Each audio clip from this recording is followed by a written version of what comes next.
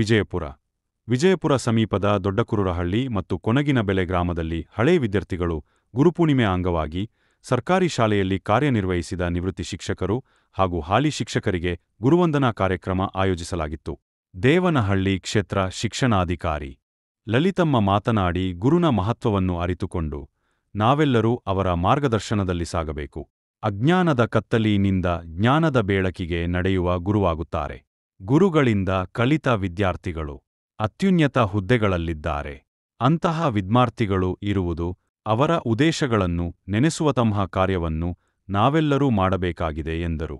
ಇದೇ ಸಂದರ್ಭದಲ್ಲಿ ನಿವೃತ್ತಿ ಶಿಕ್ಷಕ ಮಹಿಮಾ ರಂಗಯ್ಯ ಮಾತನಾಡಿ, ಮಾನವನ ಜೀವನದಲ್ಲಿ ಗಳಿಸಿದೆಲ್ಲವೂ ನಮಗೆ ಉಳಿಯುವುದಿಲ್ಲ. ಪರರಿಗಾಗಿ ಮಾಡಿರುವ ವಿದ್ಯೆ ನಮ್ಮ ಕಾಯುತ್ತದೆ. ಭಗವಂತನ ಪ್ರೇರಣೆಯಿಂದ ಉತ್ತಮ ಕಾರ್ಯಗಳಾಗಬೇಕು. ಈ ಊರಿನಲ್ಲಿ ಹಲವಾರು ಸಾಮಾಜಿಕ ಕಾರ್ಯಕ್ರಮಗಳನ್ನು ಗುರಂತರವಾಗಿ ಮಾಡಿಕೊಂಡು ಬರಬೇಕು ಎಂದರು.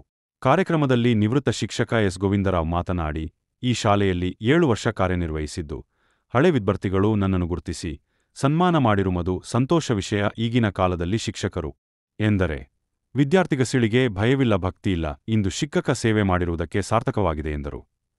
ಕಾರ್ಯಕ್ರಮದಲ್ಲಿ ಸರ್ಕಾರಿ ಶಾಲೆಯಲ್ಲಿ ಸೇವೆ ಸಲ್ಲಿಸಿದ ಮುತ್ತುರಾಯಪ್ಪ, ಪ್ರಕಾಶ, ಆಶ್ವಿಸಿ, ಸಹೀರಾ, ಚನ್ನಕೇಶವಮೂರ್ತಿ, ಮುನಿಯಪ್ಪ, ಗಿರಿಯಪ್ಪ, ಮಂಜುನಾಥ, ಮಾಧವಿ, ಚನ್ನಸ್ವಾಮಿ, ಚಂದ್ರಶೇಖರ್, ರತ್ನಮ್ಮ, ಮುನಿರತ್ನ, ಶಿವಪ್ಪ ವಡ್ಡರ ಇವರುಗಳನ್ನು ಊರಿಗೆ ಕರೆತಂದು ಊರಿನಲ್ಲಿ ಮೆರವಣಿಗೆ ಮಾಡಿ ಒಂದೇ ವೇದಿಕೆಯಲ್ಲಿ ಸನ್ಮಾನ ಕಾರ್ಯಕ್ರಮ ನಡೆಸಿದರು.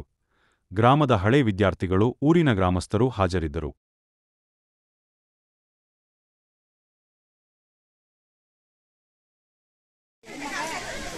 ಶಿಕ್ಷಕ ವೃತ್ತಿಯಿಂದ ದೇಶದ ಅತ್ಯುನ್ನತ ರಾಷ್ಟ್ರಪತಿ ಪದವಿಯರಿಗೆ ಅಲ್ಲಿಯ ತನಕ ಉತ್ತಮ ಸಾಧನೆಯಿಂದ ನಡೆಸುತ್ತೀಲಿಂಗ ನೀನು ಇಲ್ಲಯ್ಯ ನಮ್ಮ ಕೈಯಾಗ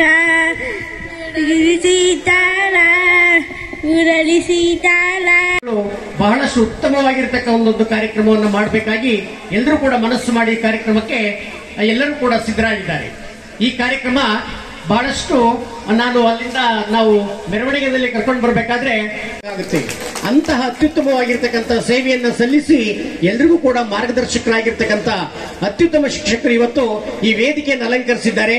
ಇವತ್ತು ದೇವರ ಈ ಶಾಲೆಯಲ್ಲಿ ಅತ್ಯುತ್ತಮವಾಗಿ ಸೇವೆಯನ್ನು ಸಲ್ಲಿಸಿ ನಿವೃತ್ತಿಯಾಗಿರ್ತಕ್ಕಂಥ ಪ್ರಸ್ತುತ ಬೇರೆ ಶಾಲೆಗಳಲ್ಲಿ ಕರ್ತವ್ಯ ನಿರ್ವಹಿಸ್ತಾ ಇರತಕ್ಕಂಥ ಶಿಕ್ಷಕರ, ನಮ್ಮೆಲ್ಲರ ನೆಚ್ಚಿನ ನಲ್ಲವೆಯ ಶಿಕ್ಷಕರನ್ನ ನಮ್ಮ ಗ್ರಾಮಕ್ಕೆ ಕರೆಸಿಕೊಳ್ಬೇಕು. ಅವರಿಗೆ ನಾವು ಗುರುವಂದನಾ ಕಾರ್ಯಕ್ರಮವನ್ನು ಮಾಡಬೇಕು ಅಂತೇಳಿ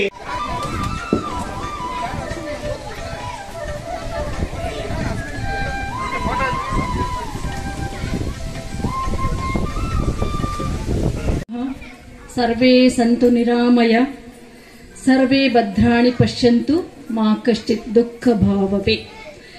ಎಲ್ಲರೂ ಸುಖವಾಗಿರಲಿ, ಎಲ್ಲರೂ ನೆಮ್ಮದಿಯಾಗಿರಲಿ, ಎಲ್ಲರ ದುಃಖ ದೂರವಾಗಲಿ ಅಂತ ಭಗವಂತನಲ್ಲಿ ಕೇಳ್ಕೊಳ್ತಾ, ಇವತ್ತಿನ ಗುರುಪೂರ್ಣಿಮೆ ದಿವಸ ಗುರುವಂದನಾ ಕಾರ್ಯಕ್ರಮವನ್ನು ನಿಮ್ಮ ಶಾಲೆಯಲ್ಲಿ ಹಮ್ಮಿಕೊಂಡಿದ್ದೀರಿ. ತುಂಬಾ ಸಂತೋಷದ ವಿಷಯ. ಬಹುಶಃ ನೀವು ತುಂಬಾ ಹೊತ್ತಿನಿಂದ ಈ ಕಾರ್ಯಕ್ರಮವನ್ನು ನಡೆಸ್ತಾ ಇದ್ದೀರಾ ಅಂತ ನಾನು ಭಾವಿಸ್ತೇನೆ. ಮಧ್ಯಾಹ್ನ ಊಟ ಆದಾಗಿಂದ ಕಾರ್ಯಕ್ರಮವನ್ನ ನಡೆಸ್ತಾ ಇದ್ದೀರಿ ಅಂತ ನಾನು ಅನ್ಕೊಳ್ತೇನೆ. ಯಾಕೆಂದ್ರೆ ಅಲ್ಲಿ ಹೂಗಳು ತುಂಬಾ ದಾರಿನಲ್ಲಿ ಬಿದ್ದಿದ್ದಾವೆ. ಆ ಹೂಗಳನ್ನ ಎರ್ಚ್ಕೊಂಡು ನಿಮ್ಮ ಗುರುಗಳನ್ನ ವೇದಿಕೆಗೆ ಕರ್ಕೊಂಡು ಬಂದಿದ್ದೀರಾ. ತುಂಬಾ ಚೆನ್ನಾಗಿ ಕಾರ್ಯಕ್ರಮವನ್ನ ಆಯೋಜನೆ ಮಾಡಿದ್ದೀರಾ. ನನ್ನ ಜೀವನದಲ್ಲಿ ತುಂಬಾ ಮಹತ್ತರವಾದಂತಹ ಪಾತ್ರವನ್ನು ವಹಿಸಿದಂತಹ 3 ಜನ ಶಿಕ್ಷಕರನ್ನ ನಾನು ಈ ಸಂದರ್ಭದಲ್ಲಿ ಸ್ಮರಿಸ್ಕೊಳ್ತೀನಿ. ನಾನು ಬಹುಶಃ 2ನೇ ಕ್ಲಾಸು 3ನೇ ಕ್ಲಾಸು ಇದ್ದೆ. ನಮ್ಮಪ್ಪ ಮಗ್ಗಿ ಹೇಳ್ಕೊಡೋರು. ನನಗೆ ಮಗ್ಗಿ ಕಲಿತಾ ಇರುವಂತ ಸಂದರ್ಭದಲ್ಲಿ ನನಗೆ 8, 1, 9 ಮಗ್ಗಿ ಸರಿಯಾಗಿ ಬರ್ತಿರ್ಲಿಲ್ಲ. ಸ್ಕೂಲಲ್ಲಿ ಮೇಸ್ಟ್ರು ನೋಡ್ಕೊಳ್ತಾ ಹೇಳಿ ಅಂತ ಹೇಳ್ತಾ ಇದ್ರು. ನನಗೆ ಬರ್ತಿರ್ಲಿಲ್ವಲ್ಲ, ಆ ಮಗ್ಗಿಗಳನ್ನ 1ರಿಂದ 10ರವರೆಗೂ ಮಗ್ಗಿಯನ್ನ ಹೇಳ್ಬೇಕಾಗಿತ್ತು ನಾನು. ಬಹುಶಃ 12ರವರೆಗೂ ಅಂತ ಅನ್ಸುತ್ತೆ. ರಂಗಪ್ಪ ಮೇಸ್ಟ್ರು ಅಂತ ಹೇಳ್ಬಿಟ್ಟು ಒಬ್ರು ಮೇಸ್ಟ್ರು ಆ ಮಗ್ಗಿಯನ್ನ ಕೇಳಿಸ್ತಾ ಇದ್ರು. ನನಗೆ 8, 1, 9 ಬರ್ತಾ ಇರ್ಲಿಲ್ವಲ್ಲ, ಒಂದ್ ಸೈಡ್ ಅಲ್ಲಿ ಒಂದು ಚಾಟ್ ನೇತಾಕಿದ್ರು ಮಗ್ಗಿದು. ಅದು ನನಗೆ ಕಾಣಿಸ್ತಾ ಇತ್ತು, ಹೇಳುವಾಗ ಕಾಣಿಸ್ತಾ ಇತ್ತು. ನೋಡ್ಕೊಂಡು ಏನ್ ಮಾಡಿದೆ ಅಂದ್ರೆ ಹೇಳ್ಬಿಟ್ಟೆ ನಾನು. ಹೇಳಿದಾಗ ಮೇಸ್ಟ್ರು ಗುಡ್ ಅಂತ ಹೇಳಿದ್ರು. ನನಗೆ ನಿಜವಾಗ್ಲೂ ಅಲ್ಲಿಂದ ನನಗೆ ಒಂದೇ ಒಂದು ಇನ್ಸ್ಪಿರೇಷನ್ ನನಗೆ ಅಲ್ಲಿಂದ ಸ್ಟಾರ್ಟ್ ಆಯ್ತು. ಬಹುಶಃ ನನ್ನ ಪ್ರಾಥಮಿಕ ಶಾಲಾ ಶಿಕ್ಷಕರು ರಂಗಪ್ಪ ಮೇಷ್ಟ್ರು ಅವರನ್ನ ನಾನು ನನ್ನ ಜೀವನದಲ್ಲೇ ಮರೆಯೋದಿಲ್ಲ. ನಮ್ಮಪ್ಪ ಹೇಳ್ಕೊಡೋರು, ಇಲ್ಲ ಅಂತಲ್ಲ, ನಮ್ಮಮ್ಮ ಹೇಳ್ಕೊಡೋರು. ಆದ್ರೂ ನನಗೆ ಒಂದು ಇನ್ಸ್ಪೈರಿಂಗ್ ವರ್ಡ್ ಆ ಟೀಚರ್ ಇಂದ ಸಿಕ್ತು. ಅದಾದ್ಮೇಲೆ PUC ನಲ್ಲಿ ನನಗೆ ಗೋವರ್ಧನ್ ಅಂತ ಹೇಳ್ಬಿಟ್ಟು ಪ್ರಿನ್ಸಿಪಾಲ್ ಇದ್ರು. ಒಂದು 3 ಅಡಿ 3.5 ಅಡಿ ಎತ್ತರ ಇದ್ರು. ನನಗೆ ಚಿಕ್ಕಪ್ಪನೇ ಆಗ್ಬೇಕು, ನನ್ನ ಸಂಬಂಧಿಗಳೇ ಅವರು.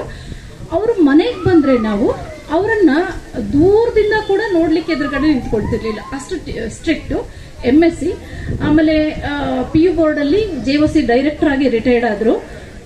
ಅಲ್ಲಿ ಹರಿಯಬ್ಬೆ ಜೂನಿಯರ್ ಕಾಲೇಜ್ ಅನ್ನುವಂತಹ ಜೂನಿಯರ್ ಕಾಲೇಜಲ್ಲಿ ಎಷ್ಟು ಸ್ಟ್ರಿಕ್ಟ್ ಅಂದ್ರೆ ಯಾವುದೇ ಸಂದರ್ಭದಲ್ಲೂ ಕೂಡ ಕಾಂಪ್ರಮೈಸ್ ಮಾಡ್ಕೋತಿರ್ಲಿಲ್ಲ. ಎಕ್ಸಾಮಿನೇಷನ್ SSLC ಎಕ್ಸಾಮಿನೇಷನ್ ನಡೆಯುವಾಗ 2 ಸೆಂಟರ್ಗಳು ಇರ್ತಾ ಇತ್ತು. ಅವರೇ ಡಿಬಾರ್ ಮಾಡೋರು, ಯಾರಾದ್ರೂ ಕಾಪಿ ಹೊಡಿತಾ ಇದ್ರೆ ಅವರೇ ಡಿಬಾರ್ ಮಾಡೋರು, ಅಷ್ಟು ಸ್ಟ್ರಿಕ್ಟ್. ಈ ದೊಡ್ಡ ಬಿಲ್ಡಿಂಗು 8th ಸ್ಟ್ಯಾಂಡರ್ಡ್ 3 ಸೆಕ್ಷನ್ ಇತ್ತು. ಒಂದು 2 ಬಿಲ್ಡಿಂಗ್ ಇತ್ತು, ಕಾಲೇಜ್ ಬಿಲ್ಡಿಂಗ್ ಒಂದು ಹೈಸ್ಕೂಲ್ ಬಿಲ್ಡಿಂಗು. ಆ L ಶೇಪ್ ಅಲ್ಲಿ ಒಂದು ಬಿಲ್ಡಿಂಗ್ ಇತ್ತು. ಲಾಸ್ಟ್ ಅಲ್ಲಿ ಬಂದು ಅಂದ್ರೆ ಇಡೀ ಬಿಲ್ಡಿಂಗ್ ಯಾಕೆ ಹೋಗೋದು, ನಮ್ಗೆ ಜಲ್ ಅಂದ್ ಬಿಡೋದು. ಅಂದ್ರೆ ಅಷ್ಟು ಇನ್ಫ್ಲೂಯೆನ್ಸ್ ಇಟ್ಕೊಂಡಿದ್ರು. ತುಂಬಾ ಚೆನ್ನಾಗಿ ಪಾಠ ಮಾಡೋರು. ಅವ್ರು ಮ್ಯಾಥ್ಸ್ ಕ್ಲಾಸ್ ತಗೊಳ್ತಾ ಇದ್ರು, ಜಿಯೋಗ್ರಫಿ ತಗೊಳ್ತಾ ಇದ್ರು. ಆನಂತರ ನಮ್ಗೆ ಒಂದು ಸೆಕೆಂಡ್ ಲ್ಯಾಂಗ್ವೇಜ್, ಅವಾಗ ಫಸ್ಟ್ ಲ್ಯಾಂಗ್ವೇಜ್ ಸೆಕೆಂಡ್ ಲ್ಯಾಂಗ್ವೇಜ್ ಅಂತ ಇರ್ತಾ ಇತ್ತು. ಫಸ್ಟ್ ಕನ್ನಡ ಸೆಕೆಂಡ್ ಕನ್ನಡ ಅಂತಿದ್ವಿ, ಫಸ್ಟ್ ಇಂಗ್ಲಿಷ್ ಸೆಕೆಂಡ್ ಇಂಗ್ಲಿಷ್ ಅಂತಿದ್ವಿ. 2 ಪೇಪರ್ ಇರ್ತಾ ಇತ್ತು. ಸೊ ಅವರು ಜಿಯೋಮೆಟ್ರಿ ಮಾಡ್ತಾ ಇದ್ರು, ಪ್ಲಸ್ ಸೆಕೆಂಡ್ ಇಂಗ್ಲಿಷ್. ವಿದ್ಯಾ ದದಾತಿ ವಿನಯಂ ವಿನಯಮೇ ಪಾತ್ರಂ ಪಾತ್ರಮೇ ಧನಂ ಧನಮೇ ಸೌಖ್ಯಂ. ವಿದ್ಯೆಯಿಂದ ಧನ ಬಂತು, ಧನದಿಂದ ಒಂದು ಉದ್ಯೋಗ ಬಂತು, ಆ ಉದ್ಯೋಗದಿಂದ ಸಂಪತ್ತು ಬಂತು, ಸಂಪತ್ತಿನಿಂದ ಮನುಷ್ಯ ಸುಖವಾಗಿರ್ತಾನೆ ಅನ್ನೋದನ್ನ ಈ ಒಂದು ಉಕ್ತಿ ಹೇಳ್ತೀವಿ. ಹಾಗಾಗಿ ನಾನು ಈ ಶಾಲೆಗೆ ಬಂದಾಗ ನನಗೆ ಕೇವಲ 500 ರೂಪಾಯಿ ಸಂಬಳ.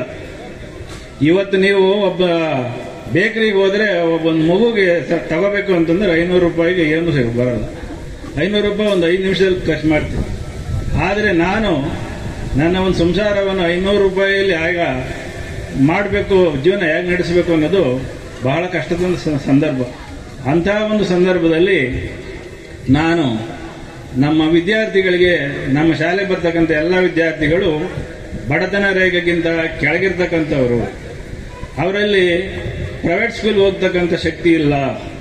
ಹಾಗಾಗಿ ಎಲ್ಲ ವಿದ್ಯಾರ್ಥಿಗಳನ್ನು ತಂದೆ ತಾಯಿ ನಾನು ಕೂಲಿ ಮಾಡ್ತೀನಿ, ನನ್ನ ಮಗು ಕೂಲಿ ಮಾಡಬಾರ್ದು, ನನ್ನ ಮಗ ಒಳ್ಳೆ ವಿದ್ಯಾವಂತ ಆಗಬೇಕು, ಒಳ್ಳೆ ಕೆಲಸಕ್ಕೆ ಸೇರಬೇಕು, ಅವನು ಭವಿಷ್ಯ ಚೆನ್ನಾಗಿರ್ಬೇಕು ಅಂತ ಆಸೆ ಪಡ್ತಾರೆ. ಯಾವ ತಂದೆ ತಾಯಿ ಕೂಡ ತನ್ನ ಮಕ್ಕಳು ಕೆಟ್ಟೋಗ್ಲಿ, ಅವನು ಹಾಳಾಗ್ಲಿ ಅಂತಕ್ಕಂಥ ಯಾರಿಗೂ ಆ ಭಾವನೆ ಇರೋದಿಲ್ಲ. ಅದೇ ಮಕ್ಕಳು ನೋಡಿ, ತನ್ನ ತಾಯಿಯನ್ನೇ ನೋಡಲ್ಲ, ತಂದೆಯನ್ನೇ ನೋಡಲ್ಲ, ಅಣ್ಣ ತಮ್ಮದರನ್ನೇ ನೋಡಲ್ಲ. ಇಂಥ ಒಂದು ಸ್ಥಿತಿ ಈ ಒಂದು ಸಮಾಜದಲ್ಲಿದೆ. ಹಾಗಾಗಿ ಒಬ್ಬ ತಾಯಿಗೆ 4 ಜನ ಮಕ್ಕಳಿರ್ಬೋದು, ಆ 4 ಜನನು ಒಂದೇ ರೀತಿಯಿಂದ ನೋಡ್ತಾಳೆ. ಯಾಕಮ್ಮ ಅವನಿಗೊಂದು ಇವನಿಗೊಂದು ಭೇದ ಭಾವ ಮಾಡಲ್ಲ.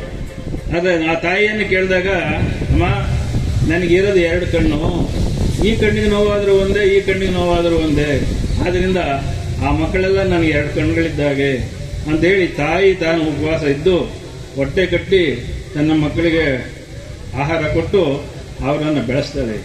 ಅಂಥ ಮಕ್ಕಳು ನನ್ನಂಥ ವಯಸ್ಸಾದಂಥ ಕಾಲದಲ್ಲಿ ಅವರನ್ನು ಯಾರೂ ಕೂಡ ತಿರುಗಿ ನೋಡಲ್ಲ, ಅನ್ನ ಕೊಡಲ್ಲ, ಬಟ್ಟೆ ಕೊಡಲ್ಲ, ಹೊಡಿತಾರೆ, ಬೈತಾರೆ. ಇಂಥ ಈ ಸಮಾಜದಲ್ಲಿ ನಾವು ಈ ನೋವನ್ನು ನೋಡಿದ್ರೆ ನಿಜವಾಗ್ಲೂ ನಾವು ಮನುಷ್ಯರು ಪಾಪಿಗಳು ಅಂತ ಅನ್ನಿಸ್ತದೆ. ಹಾಗಾಗಿ ನಾನು ಈ ಶಾಲೆಗೆ ಬಂದು ಅನೇಕ ವರ್ಷಗಳ ಕಾಲ, 10-14 ವರ್ಷಗಳ ಕಾಲ ಇಲ್ಲಿ ನಾನು ಮಕ್ಕಳಿಗೆ ವಿದ್ಯಾಭ್ಯಾಸ ಮಾಡಿದೆ.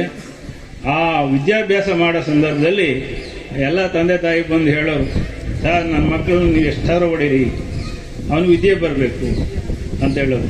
ಕೆಲವ್ರು ಮಕ್ಕಳು ಹೇಳೋರು, ನೋಡ್ರಿ ನಾವು ಮಗನ ಭಾಳ ಚೆನ್ನಾಗಿ ಸಾಕಿದ್ದೀವಿ, ಒಂದು ಏಟು ಹೊಡೆಯಂಗಿಲ್ಲ ಅವ್ರನ್ನ, ನೀವು ಇನ್ನು ಹೇಳೋದೆಷ್ಟು ಅಷ್ಟೇ, ಆ ಹೊಡೆಯಕ್ಕೆ ಮಾತ್ರ ಹೋಗಬೇಡಿ ಅಂತ ಹೇಳೋರು.